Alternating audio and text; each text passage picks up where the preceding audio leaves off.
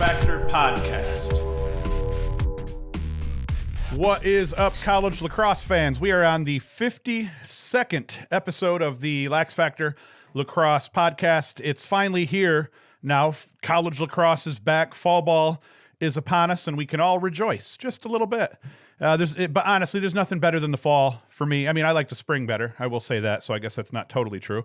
But I like the fall because we have college football, eases us 1 week in, it comes in the week before NFL football hits. So you get your college football fix, then you get the NFL fix, and you get a handful of weeks of NFL football prior to fall ball hitting us and interrupting that for a little bit. I remember as a coach, that was one of the bittersweet aspects of fall ball was you often had a Sunday tournament or some kind of, event for fall ball on a Sunday, and you would end up missing Giants football back in the day when they were a little bit better. I'm sure there was some rough years then too, but NFL football with a little sprinkle of college lacrosse, that is pretty awesome.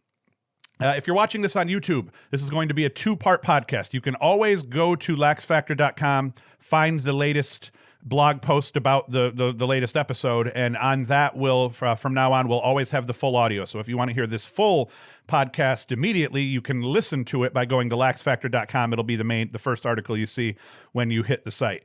It'll be broken up into two parts on YouTube. First part coming out Tuesday, this morning, you're seeing this today, and then the second part on Thursday. So in this first part, we're going to discuss Jim Nagle's new column on Inside Lacrosse. Nagle coached at Oneonta State, at Colgate, at Stony Brook, and this year this fall anyway, he's writing for Inside Lacrosse, and he's got two parts out so far, covering just fall ball. He's traveling around and he's hitting fall ball practices up at various schools. He's already hit Colgate up, so that's cool, and we'll talk about that in this first part. So first part, we're going to talk about Jim Nagle's fall ball experience, and then in the second part, which comes out on Thursday, we are going to preview Hopkins. And like I said before, a lot of people think these previews aren't full team previews. We're not going to get deep into talking about the guys that were on the bench last year that we can expect more out of this year. This is just who do these schools have coming back? We've already done Syracuse, we've done Virginia, and I believe we've done Yale,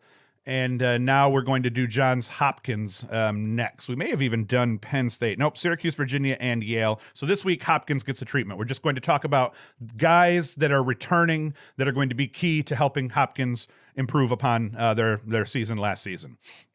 So that'll be the second part. That comes out on Thursday. Today, talking about Jim Nagle and fall ball. As always, there's three ways you can support the podcast. First, like, subscribe, hit the notification bell, and then generally just share this video wherever you hang in social media. Help us get the word out. That's the number one way that you can support the podcast. And you can also go to laxfactor.com and read the accompanying blog post, and you can watch the full podcast. We break it up into two parts for YouTube only. So you can listen to the full podcast going to laxfactor.com. And you can also go to laxfactor.com and buy some swag, t-shirts, shorts. And what we're going to do for the next couple of podcasts is comment down below something thought-provoking, something on topic about what we're talking about here. All it has to just be is a comment that references what we're talking about in any way or manner. It could be, you could bust me up. You can say I suck. You can say I'm awesome. You can say you agree, disagree. You can throw in a new point, and you'll get entered to win a pair of these Rampage lacrosse shorts. Some people think they're ugly. I think they're awesome. Peacock design. There was only, I think, 12 of them printed, and people just have not been buying these shorts specifically. So we're going to auction these off really not auction them off. It's more of a raffle. Just comment down below and you'll be entered to win. We'll do this over the next couple of episodes and then announce a winner down the road. So let's get into our first topic here.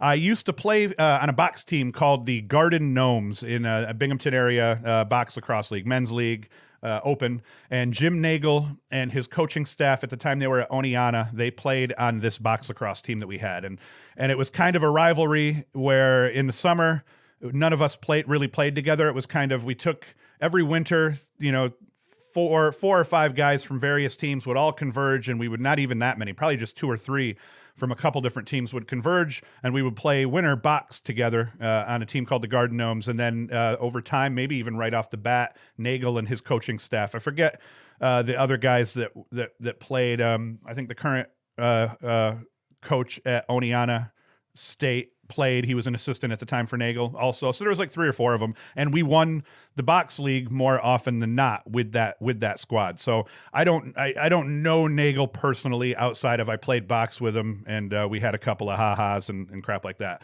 One of the assistant coaches, though, I think he was the all-time leading scorer at Springfield, where I think Nagle was an assistant at one point as a student. I remember him busting out a backbreaker, like catches the ball, caught the ball on the crease about 5 yards out, and then busted a backbreaker. And I don't actually think it went in. I think the goalie did save it. Tommy Stevens, you were probably that goalie. But it was pretty crazy. They were just all serious ballers, and they were the reason mostly that we won that league every year. Anyway, I digress. Nagle's next stop after Oneonta State was Colgate. He ended up coaching at Colgate, and I actually had the pleasure of going up there and seeing a couple of games while he was the coach there. And not actually at Colgate. I saw Colgate play a couple of times at Syracuse, and it makes sense that he would go there. He had a good run there. He coached, I believe, the Tewaaraton winner that came out of there, and I can't remember fully, but he made an NCAA tournament and had, I think, his best season there was an 11-4 season, if not the year before he left. The year he had left. So it made sense that he would do that. Had a good run. So in this practice specifically, he was watching a evening run. And Coach Matt Kerwick, like many coaches, he's trying to get his players to focus on development. In the fall, you're trying to get the guys to just improve, work on fundamentals. A lot of teams will stress the fundamentals.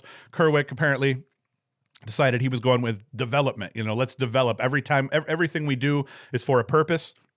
Everything we do, you have to do it full out because we want to make sure that at all times we're developing as players. And specifically, he wanted them to work on things that they were uncomfortable with. And it didn't go into detail, but I suspect, when you try to force a player to do things they're uncomfortable with, that may include, say, do or die dodges, where, it's kind of one-on-ones in practice. That's really what you're doing. You're putting 2 players on an island against each other, and you're just making them battle until either a shot gets off or the defender beats the player into submission. So a lot of times with the one-on-ones, that's what you're battling for. You're trying to put these players in uncomfortable positions, working with your weak hand, behind the backs, aka BTBs. They just work on things and develop skills that when shit hits the fan and you're in a game, if you work on that odd shot, that backhanded shot, that the one-timers off of rebounds and things like that, these weird things, and in games that you're the chance that you stick that game-winning shot in an awkward situation is greatly increased. So I don't think that was necessarily all the things he was doing, but that's what they mean when they say they like to have players work on things that make them uncomfortable in practice, especially in these early practices. So that was one of the themes Nagle had talked about. And he talked about how because it was a night practice, you end up in fall ball battling between having morning practices or really late evening practices because you end up getting second dibs on the facilities. So you'll end up having a 6 a.m. practice or maybe an 8 p.m., 10 p.m. practice sometimes, depending on your facilities and how things pan out for you, especially at some of the smaller schools.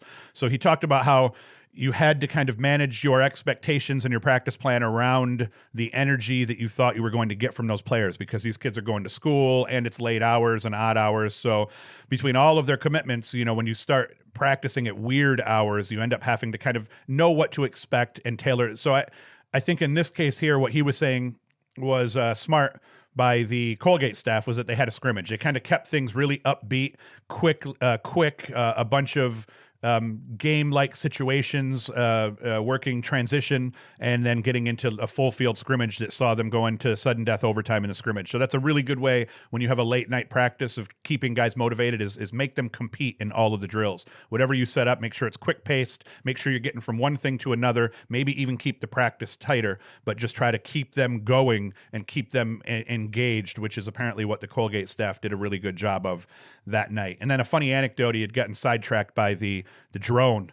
He had talked about how the drone that was shooting practice. So I'm curious, and if any of you coaches out there do this sort of thing where you have your more elaborate camera setups where now you're shooting practice and breaking down what you're doing in practice, if any of you have drone footage, that would be awesome. I'd like to see that.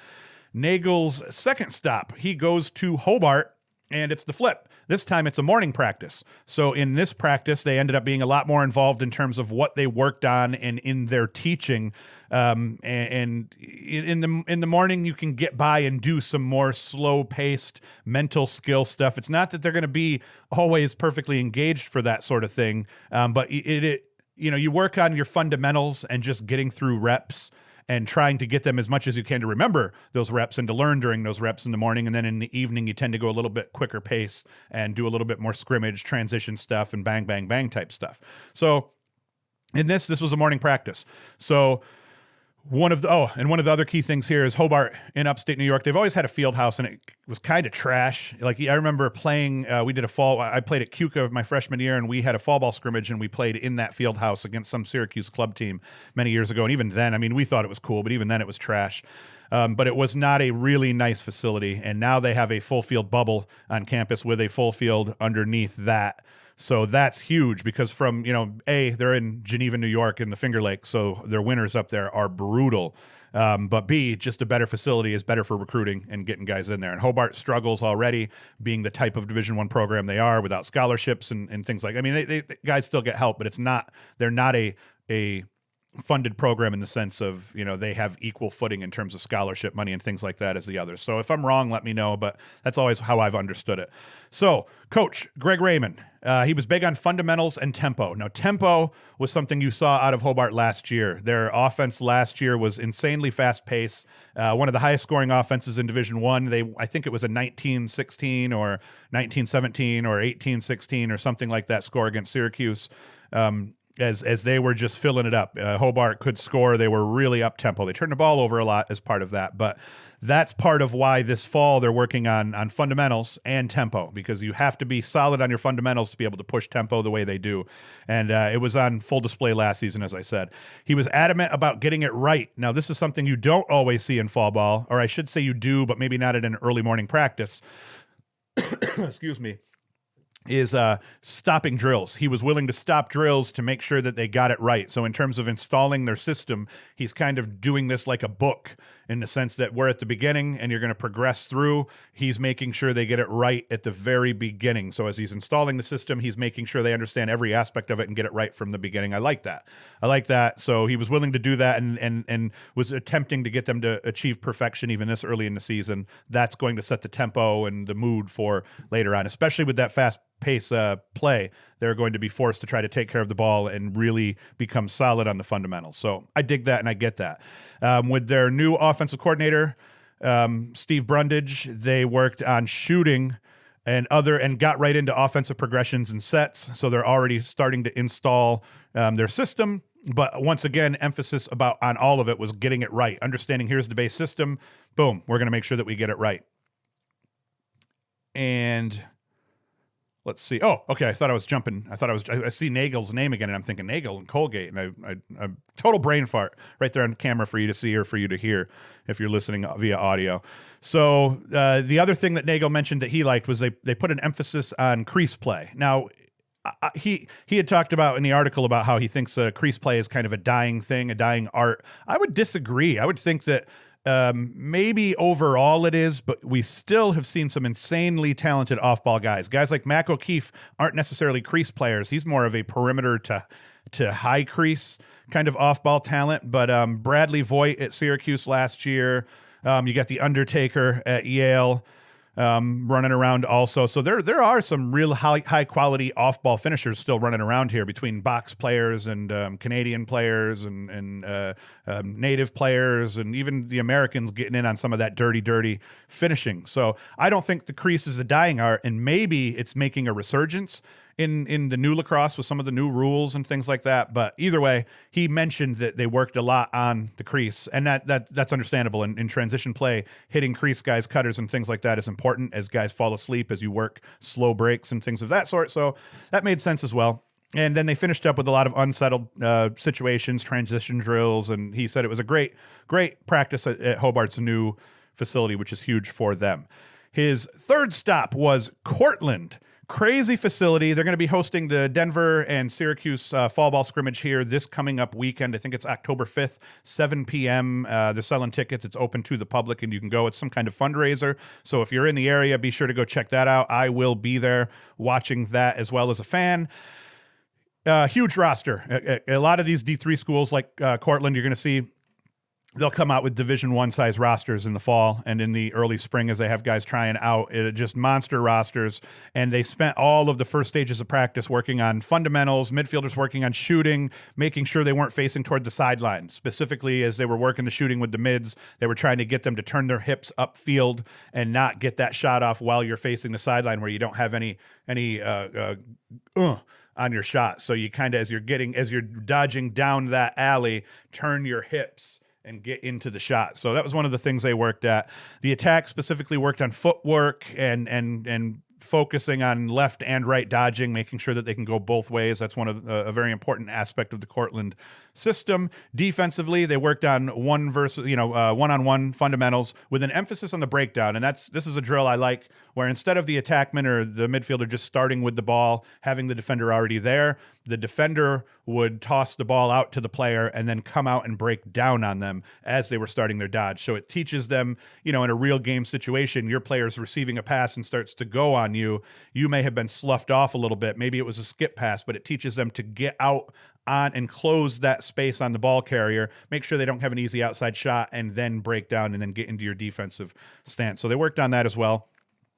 And from there, they go into regular 4-on-3 fast breaks, 4-on-4, working their way up to a full field scrimmage. I suspect there was probably some 5-on-4, 5-on-5, and then 6-on-6. Maybe there was a thing we used to do where we called it the Duke drill, where you start in a 4-on-3 fast break, throw the ball out to a midfielder up top. The other midi that was the fast break midi in the 4-on-3, he chases. So the other way going back, now you have a 4-on-4. Toss it to another midi. Now you've got another fast 4-on-3 fast break with two trailing middies to make it a 5-on-4. Then going back the other way to another midi at midfield. Now it's 5-on-5 with trailing mids the other way. So every step of the way, you get a transition shot. If you don't have a transition shot, then you work that advantage. So on one side, you're always working a man-up advantage. On the other side, if you don't score on the break, you're working in short number, 4-on-4, 5-on-5, quick sets, immediately going to the rack on those, and you work your way up to a 6-on-6 on the side that you were short the whole time. Duke drill.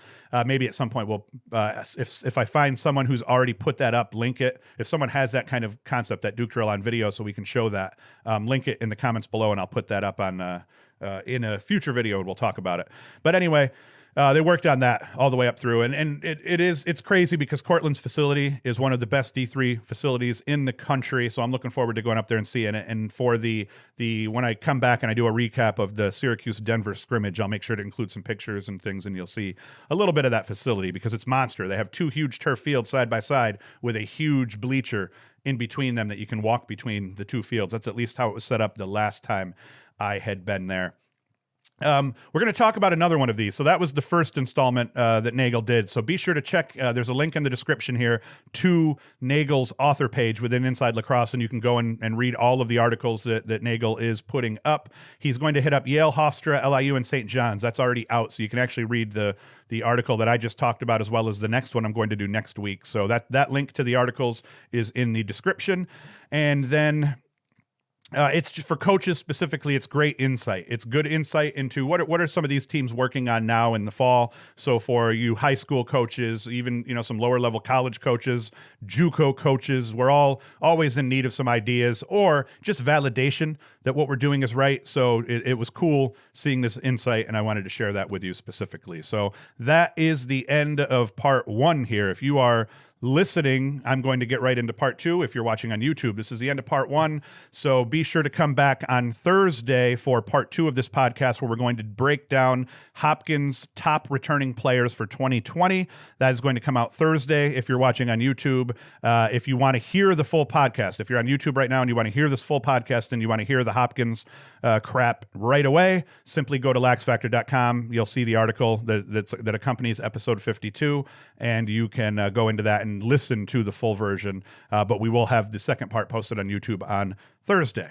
So be sure to like, subscribe, hit the notification bell if you're on YouTube, and share the video. Thank you. Go to LaxFactor.com and get some swag. And now I'm going to ditch you guys to do part 2 of this podcast.